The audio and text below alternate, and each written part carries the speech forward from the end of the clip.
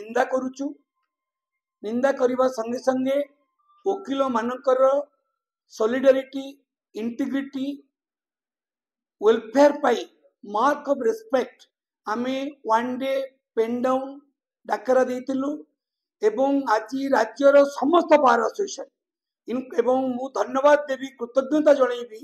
आम हाईकोर्ट रो president secretary all executive body members along with सबु सबऑर्डिनेट बार एसोसिएशन रो president secretary all executive members आज स्वतःपूत भाव समस्ते आज उदय विचार नहीं समस्ते आज सो मोट किए रैली कले तो किए कैंडल रैली कले किए फुल देले किए स्मृति सभा कले यहाँ गोटे आज ओडिशा रे एक चांचल्य सृष्टि समस्ते बार काउंसिल जो डाकरा रे समस्ते यूनानिमसली सपोर्ट करचंती कृतज्ञता जनाऊँगी एवं आमर दाबी रही राज्य सरकार दाबी रही 3 दिन हो गलानी ये जो हिनस क्राइम जो मैंने करचंती आज पर्यंत बर्तमान सुधा अरेस्ट हो पारे तेणु आम प्रथम दाबी रही 48 घंटा भितर से अरेस्ट करा जाऊ। द्वितीय दाबी रही आमर जुडिशियल इनक्वारी इन्वेस्टिगेशन करा जाऊ। तृतीय दाबी रही स्पीडी ट्रायल करा जाऊ एवं दृष्टांतमूलक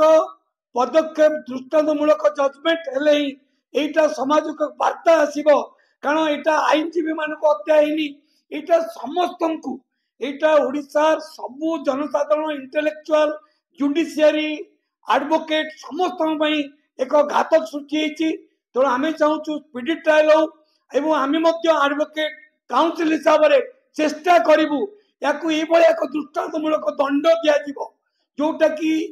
समाज पई एक इतिहास ही रही आम दाबी करूँ जे जहाँ तो पीतवास पंडा तांकर तो जीवन चलीगला से सोसाइटी पई जड़े निर्भीक आईनजीवी हिसाब से जो त्याग निष्ठा साधना रे सेवा करी आसुतले तांको परिवार को एटलिस्ट 1 कोटी टंका जमा राशि दिया जाऊ एवं आमे ए संक्रांत रे आमे महामहिम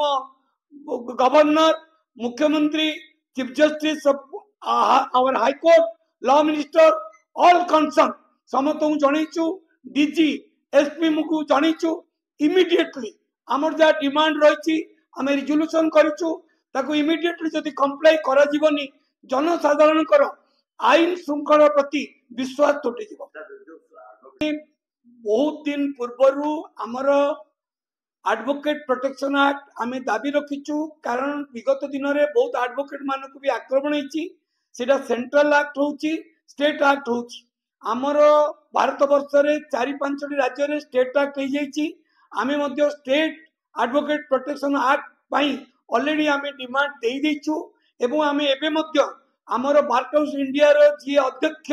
श्रीयुक्त मनन मिश्र संगे जोगाजोग रहीचु इमिडिएटली आम एडवोकेट प्रोटेक्शन एक्ट को प्रमोगेट करूँ कारण एडवोकेट प्रोटेक्शन एक्ट रहिले